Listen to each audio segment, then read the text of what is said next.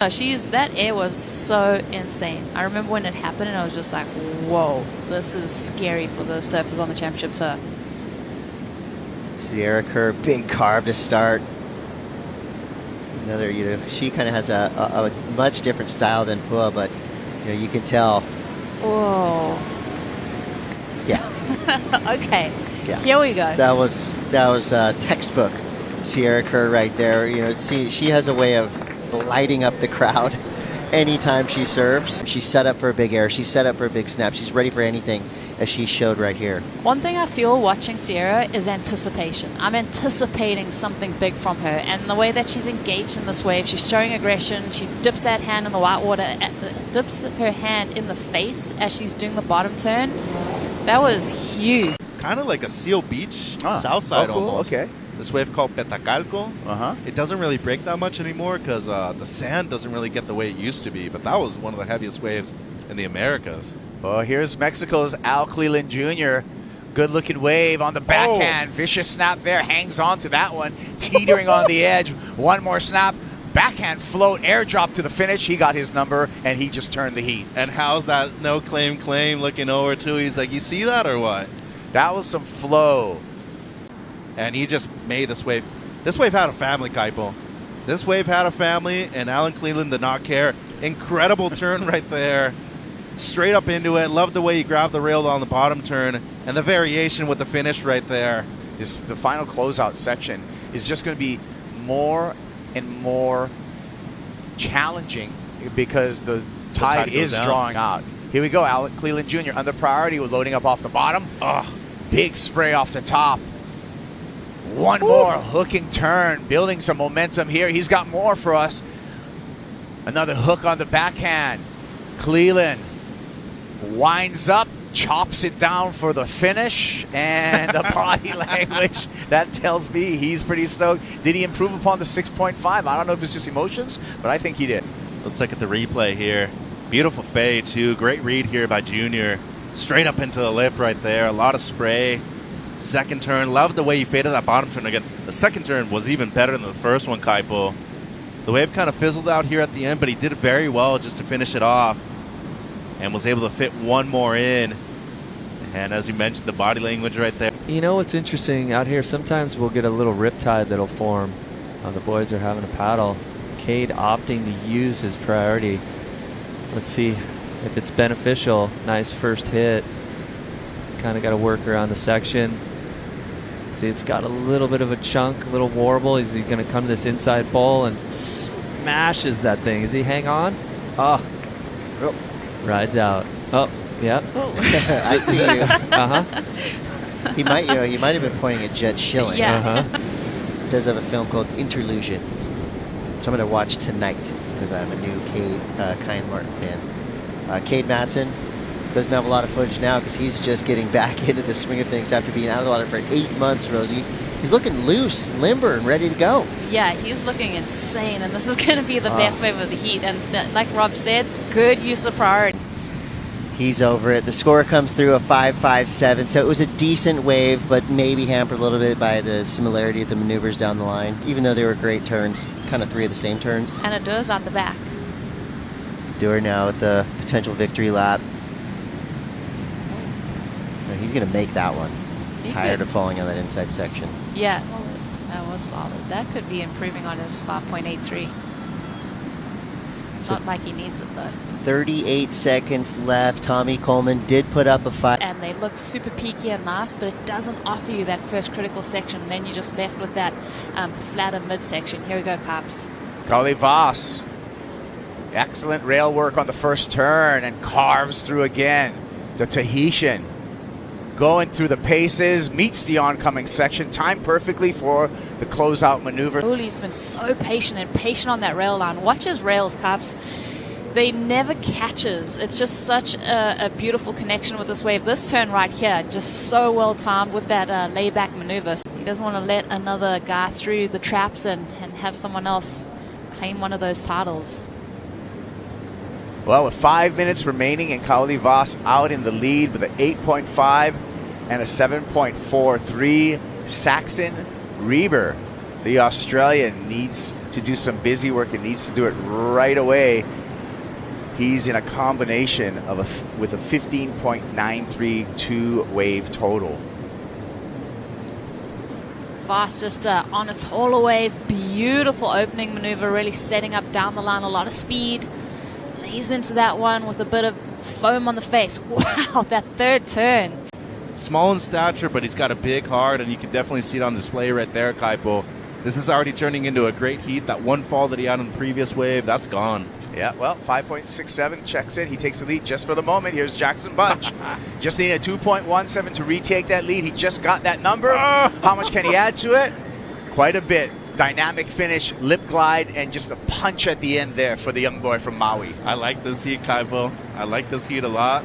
This seems to me like it's going to be the best wave, one of the best waves of the event, excuse me. As almost loses control out of the first carve. Second one even better, and a spectacular finish. A lot of diversity, a lot of variety.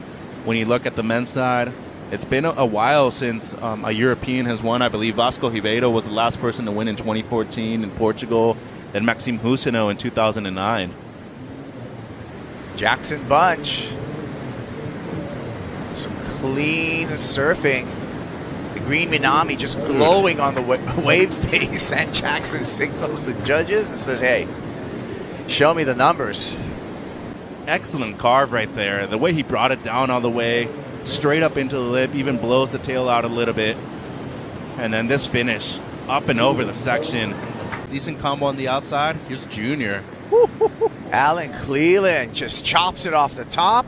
Make it twice there. Draws off the bottom. Lip glide finish. He's feeling it. I love it. I love it. Give me more. Show me the money.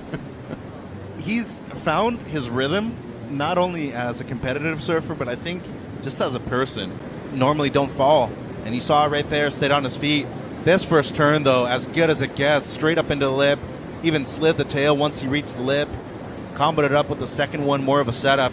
And then a spectacular finish by the surfer from the central coast of Mexico. If they don't know where that reef is, but the real big difference between yesterday and today is that you want to go for the set waves as opposed to those medium ones, as we're seeing right now. Al Cleland Jr. getting weightless and upside down a couple of times as they get to the house. That was it. I mean, that shuts the door. That first turn The eggs are cooled. Jello's jiggling. The butter's hard. Fridge door's shut. Lights out. Alan Cleland Jr. First of all, excellent use of priority right here. Takes away the opportunity, but a turn under the lip and then straight through it afterwards. 11:54. Here we go. Erin Brooks, one of the most exciting surfers on the planet, whipping into a top turn there. A lot of energy down the line here. Quick vertical snap. Already showing us her ferocity. Whoa. Can she hang on and finish? She does. That's the Erin Brooks we know and love. So exciting when she stands on her board. You can't help but move to the edge of your seat and watch what happens next. That's going to get her right back into this heat. Coming up against someone of Luana Silva's stature, I'm so proud of the way that Erin Brooks handled this moment and handled this wave. Up into the lip there, just a speedy chop turn. This right here was super cool. Welcome back to the SAMBAZON World Junior Championships hosted by Best Western, and we are right into it. Sawyer Lindblad in that red jersey flying down the line with an early start.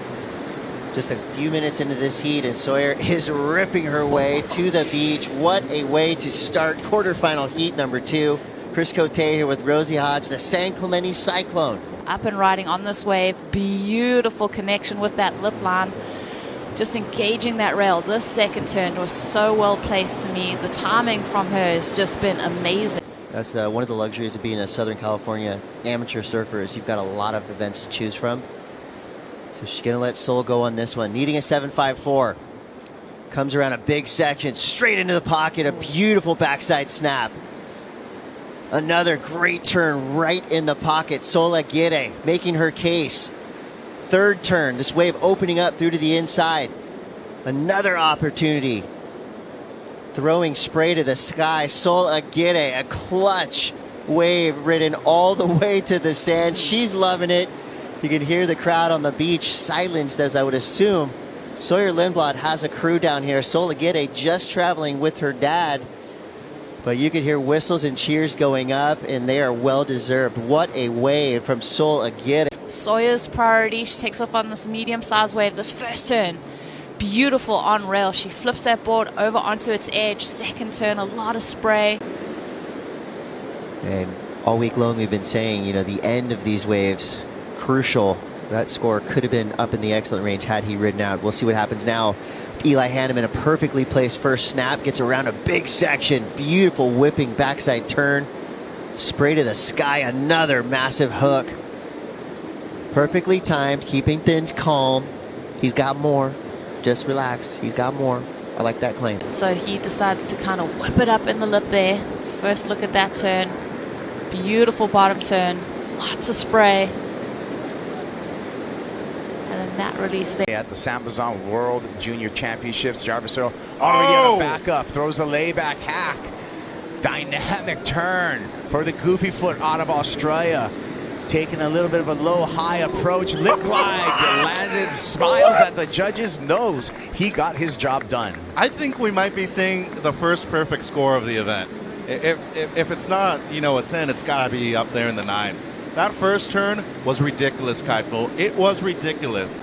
Look at this thing. I mean, look at the size of the wave. Double overhead, huge layback in the pocket, as committed as he can get. Wraps it back, more of a setup turn right here. And the last turn, just as critical as the first one, straight up into the lip. So the first turn, crisp. Into the lip right there, up and over. Slides the tail right here on this one. I love the elongated bottom turn. Grabs the rail right there. That's beautiful, and it shows variation as well.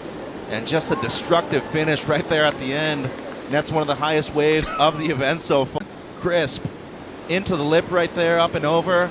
Slides the tail right here on this one. I love the elongated bottom turn. Grabs the rail right there. That's beautiful, and it shows variation as well. And just a destructive. That 4-5 just didn't really give her much opportunity. Full credit to all these surfers in the lineup. They're showing a lot of bravery. I mean, it's pumping out there. Here we go. Veselko looking for a 6.68. Good start. Nice bottom turn straight up into the lip. A beautiful pair of backside turns. She's loving it. And that right there, my immediate reaction says 7, which would be enough. Drops in here, holds her speed through this rail, times right there in that clean pocket, hooks it, and then the final move here, again, very clean on the face, executed nice and early, big fan of water. Surfing rocky lefts, did a ginormous backhand full rotation air there that set social media on fire. Here we go with Eli Hanneman, our heat leader. Vert on that first backhand re-entry one more time. Looking smooth on that mayhem. Into the lip and finishes it off. Jeez. That felt good. On the flip side, though, Eli, a little late to the party on the first one. I love this second one, though. Deep bottom turn, up and over the whitewater right there. And it gets a strong finish, too. Levi Slawson right behind him. More of a carve off the top for Slawson. One more carve right under the lip. Loading up for the finish. And can he pull it down? Nice exchange between the two surfers. And we're going to see how that sets up the situation here. We're 1/3 way through semifinal number 1. You're mentioning has to lay things more on rail because the wave is only allowing for that. Second setup carve. And gets straight up into the lip. Slides the fins up and over the section. And he's going to get priority number 1 right here. Might even be spinning on this one. Here he goes. Nice glassy face. Deep bottom turn and a big tail throw on the backhand. Loads up for this inside section one more time. The dump on the inside, and now Cleland Jr. again recognizing the completion of that ride. And looking at the replay here, Junior, good wave selection, bully section, and beautiful first turn right there. Slides the fins all the way through, and then through the lip on the second one too. Not an easy way to manage out of that whitewater too, coming out of it. Levi's last heat came in at a 16.6 two-wave total. So the numbers are there, but here's Australian on fire. Throws the tail there. Nice snap for Jarvis Earle. Clean carve off the top, needs to finish it. Lip glide, impact, and that is going to be really hard to ride out of. And he stands up through it, but right on the borderline of a make. Look at this turn here, how he compresses in the lip, gets all tight to his board, glides it up and over. The beautiful arc here, and then watch this. He completely disappears from view, somehow holds on. That's amazing.